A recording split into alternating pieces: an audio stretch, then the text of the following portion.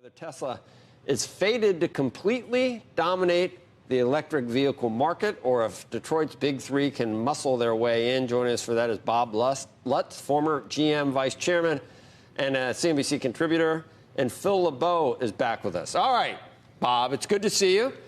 Good to be here. We always talk about Tesla, and whenever you're on, the Musketeers, the Teslarians, whatever you want to call the big fans of Tesla, they always say, oh, that guy, he was, he's from the old school. He's from, the big three. He's a dinosaur. He just doesn't get it. And you've always been very skeptical and looking at, and I would say a non-believer. Now, you, in the face of what you've seen the last 3 months, are you at all changing your viewpoint, or do you think sooner or later you're going to be proven right about Tesla? Well, a little of both. First of all, I will freely admit that Elon Musk has done a brilliant job. He produces very good cars. He managed to avoid bankruptcy, and he managed to avoid the feds preventing him from raising capital after he was placed under SEC investigation and so forth. So he's dodged a lot of bullets, done a lot of great things, and I give him credit for that. And the cars are very good. And he has built a very valuable brand. One of the smart things he did was he started at the top of the market with a large, expensive car. And he got a lot of, thought leaders, wealthy West Coast people and so forth. And then he started going down in size. What everybody else did with electric cars is, well, let's make it tiny and cheap and ugly because people want electrification. No, people don't want electrification that badly. They want a nice-looking car with great performance. And let's face it, Elon Musk has done that.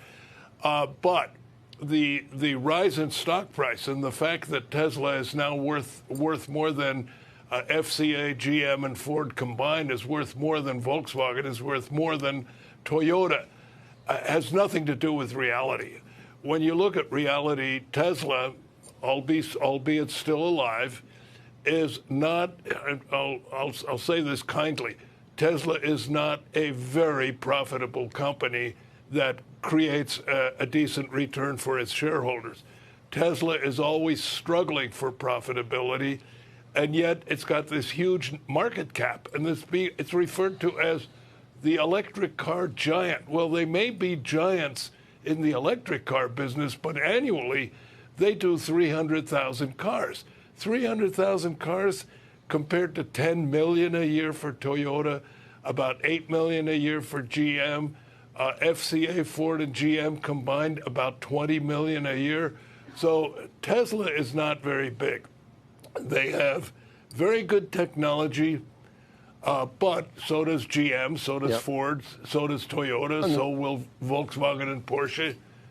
Bob, I think at 300 you thought it was way, way, way overvalued. I want to. So I don't know what you say now. Let me get over to Phil LeBeau, and you hear Bob mention that band. They may be giants, which I didn't know. You're very hip, Bob. So, but you like Musketeers, Teslarians. What's your name for the real bullish Tesla people, Phil? Do you have one? The Teslafarians?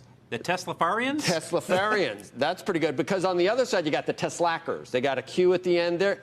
Oh, yeah. Oh, they're unbelievable, aren't they? Anyway. You hear from both of them. Joe, I think the most interesting thing, and I'm not going to get into whether or not Tesla shares are overvalued or not. You can sit here and discuss that all day long, and Bob makes some great points on that. I think the issue that he touched on is the one that ought to be of concern for the rest of the auto industry.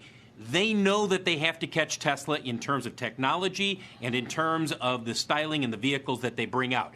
And for years, they have sat there and said, trust us, we're going to come out with these vehicles. Well, so far, they have swung and missed repeatedly. It is time for them to either step up or stop talking. And we're going to find out with the GM Hummer, and we're going to find out with the electric pickup trucks coming from GM and Ford and the other automakers. Look, overnight, we're going to hear from Nissan out of Japan. They've got a new electric SUVs. So here's the question. Are these truly going to match up not only in terms of range and performance, but technology? That's the bottom line here. Because at this point, Tesla is way ahead of everybody else. And I'm sorry, I hear this all the time, especially from people in Detroit. They're saying, we got great technology. Show it. The time has come to show it. The market is developed. You have got to show it.